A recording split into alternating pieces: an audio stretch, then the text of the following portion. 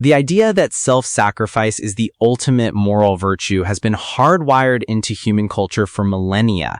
Yet, the data on psychological burnout and caregiver fatigue suggests that this obsession with altruism might actually be a systemic sickness. We often see it in the frantic employee, the exhausted parent, or the social activist who is so depleted they have nothing left for the very cause they champion. Today, we're dissecting the ideas presented in Joe Bandel's The Oak Matrix Unleashed, specifically Chapter 16, which argues that the most revolutionary act one can perform for the collective good is, paradoxically, prioritizing one's own happiness and well-being. It is a provocative stance because it challenges the fundamental binary we've been taught to accept, which is the choice between being a good, selfless person or a selfish, bad person. Bandel proposes that this is a false dichotomy. He suggests that what we call altruism is often a form of forced energy transfer that leaves the giver bitter and the receiver dependent. If we look at systems theory, any system that relies on the constant depletion of its components eventually collapses. By shifting the focus to self-care, or what he calls the true will, we're actually talking about building a surplus of energy. It's the difference between a fountain that flows because it's full and a pump that's trying to pull water from a dry well. I want to push back on that full cup analogy for a second. While it sounds poetic, isn't there a risk that this self-first mentality just becomes a convenient excuse for narcissism? In a world with massive inequality and urgent social crises, telling people to focus on their own joy could easily be interpreted as a green light to ignore the suffering of others.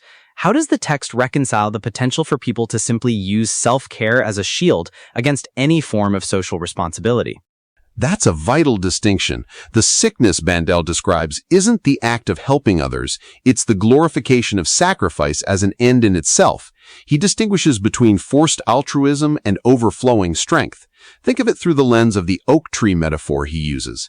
An oak tree doesn't think, I must provide shade for the squirrel even if it kills me.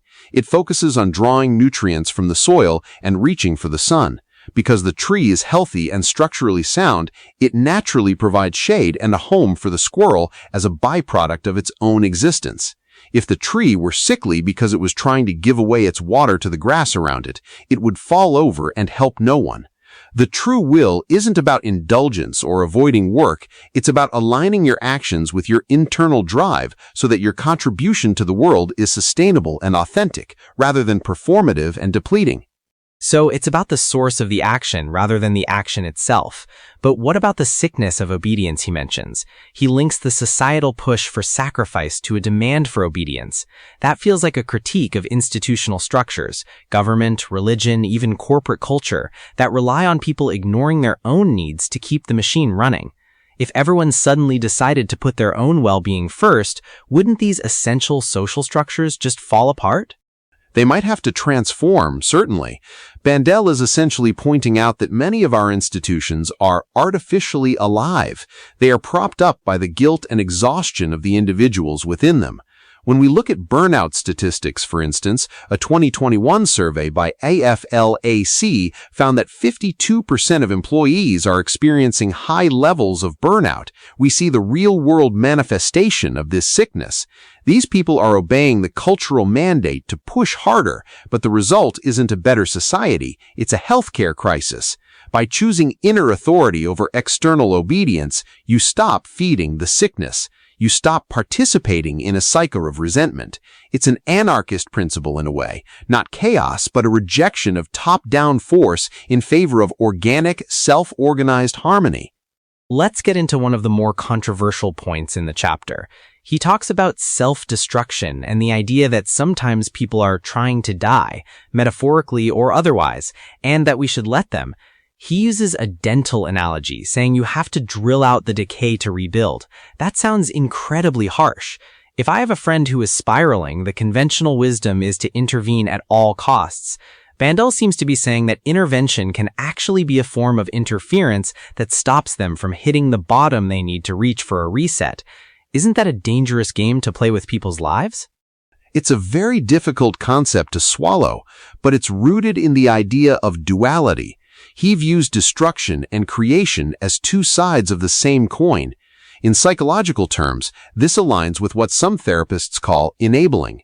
If you are constantly shielding someone from the consequences of their choices, you are preventing them from reaching the point where they realize their current path is unsustainable. Bandel suggests that some relationships or life paths are artificially alive because one person is pouring their own vital energy into keeping a corpse upright. By letting go, you aren't being cruel, you are honoring that person's path. You're acknowledging that you cannot want their health more than they want it for themselves. It's about discerning between someone who is putting in the effort and someone who is unconsciously seeking a reset. It's the ultimate test of boundaries. The phrase he uses is releasing what is dead. That makes sense in a garden, but in human relationships, the dead branches are often our parents, our struggling siblings, or long-term partners. The emotional weight of that loving release is massive. How does one actually practice this without becoming cold or detached?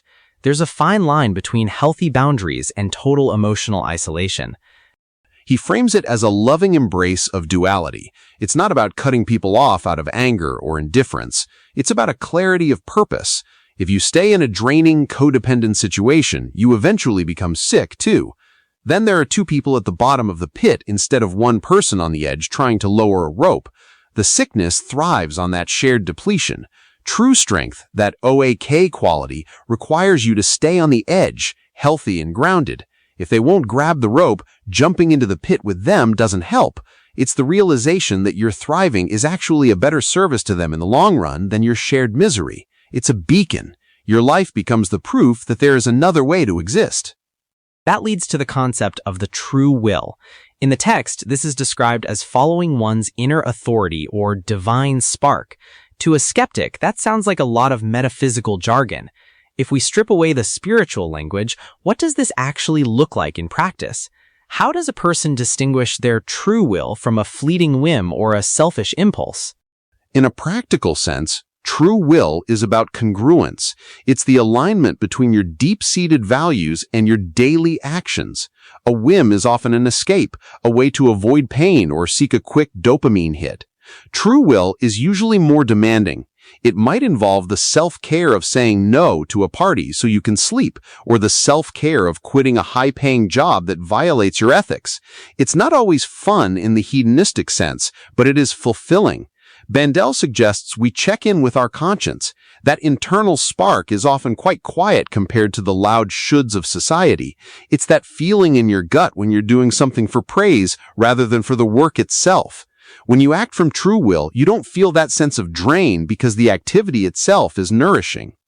I find the critique of forced altruism in the context of laws and charities interesting. He suggests that when we force people to give through taxes for programs they don't believe in or social pressure to volunteer, the resources often get lost in loopholes or bureaucracy. Essentially, the energy is wasted. Is he arguing for a complete withdrawal from social systems in favor of individualistic survivalism? He uses the term modern survivalism, but not in the bunker and canned goods sense. It's more about psychological and energetic survival.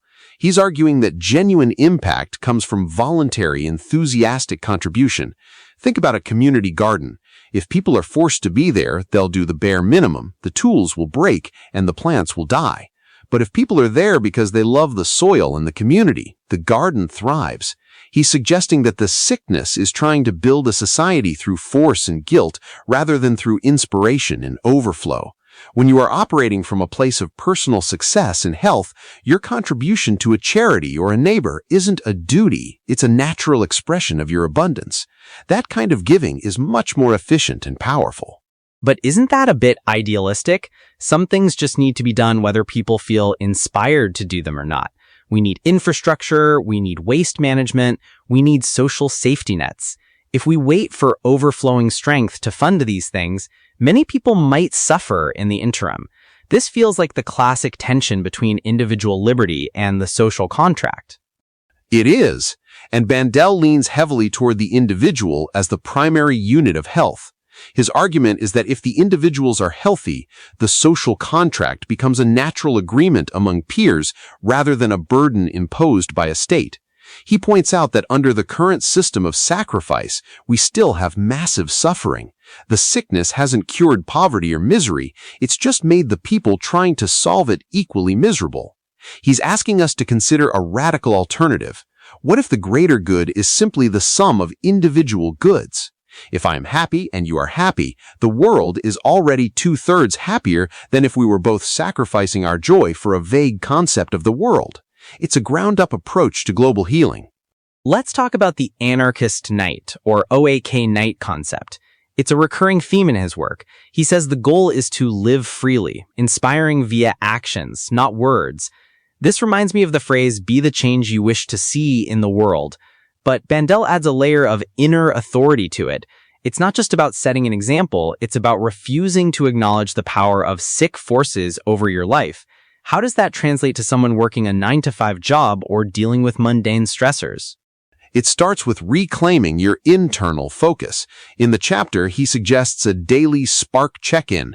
Ask yourself, what need calls me today? It might be as simple as needing 10 minutes of silence or the courage to set a boundary with a coworker. By honoring that small need, you are asserting that your internal world is just as valid as the external demands. This builds what he calls surplus energy. Over time, you stop being a victim of your circumstances and start being an actor within them. An OAK knight doesn't necessarily need to go live in the woods. They are someone who maintains their integrity and their roots even in the middle of a chaotic city. They are unleashed because they no longer wait for permission to be healthy or happy. I'm looking at the practical steps he outlines, the boundary ritual and inspiration share. He mentions the boundary ritual as visualizing an oak shedding its leaves. This seems to be about the seasonal nature of growth.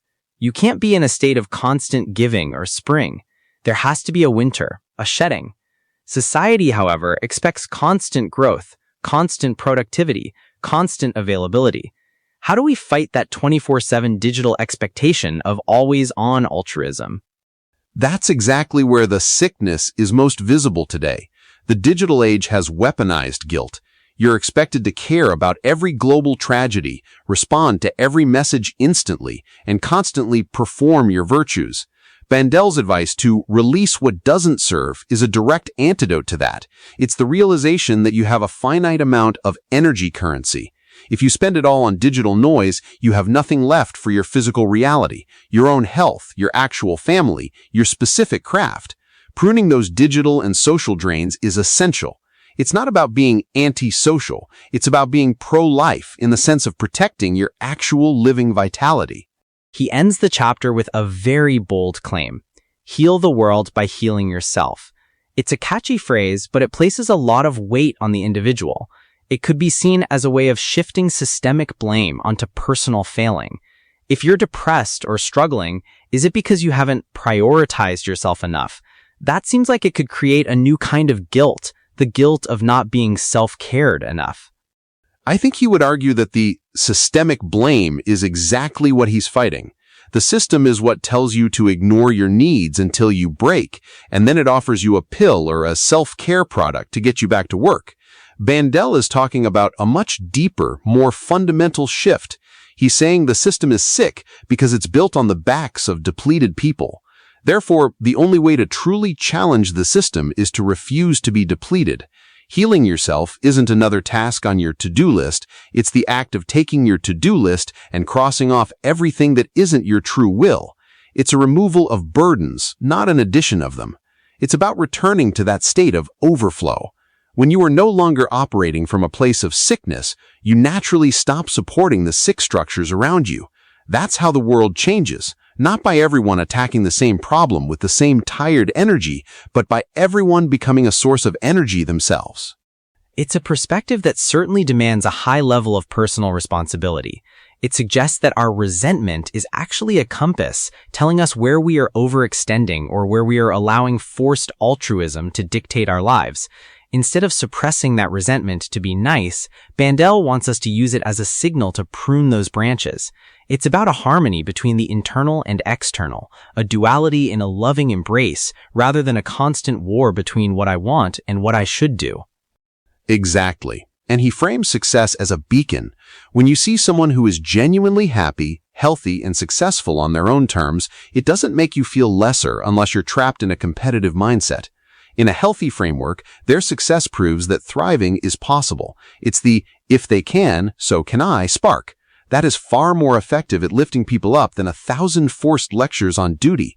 By living authentically, you give others the silent permission to do the same. That is the ripple effect he's talking about. The idea that putting yourself first is revolutionary and sacred is a complete inversion of most ethical frameworks we've inherited. Whether you're looking at it through the lens of ancient philosophy or modern psychology, the tension between the self and the collective remains the central human struggle. Bandel's oak matrix suggests that the solution isn't to balance the two, but to realize that the collective can only ever be as healthy as the individuals who comprise it. By tending to your own roots, you are, in the most literal sense, tending to the forest. It's a perspective that moves us away from the sickness of sacrifice and toward a more sustainable, joyful way of being. It's a call to reclaim our inner authority and trust that our true will won't lead us into a selfish vacuum, but into a more profound connection with the world, one based on abundance rather than lack. If you found this discussion on reclaiming your energy helpful, consider sharing this perspective with someone who might be struggling with the sickness of overextension.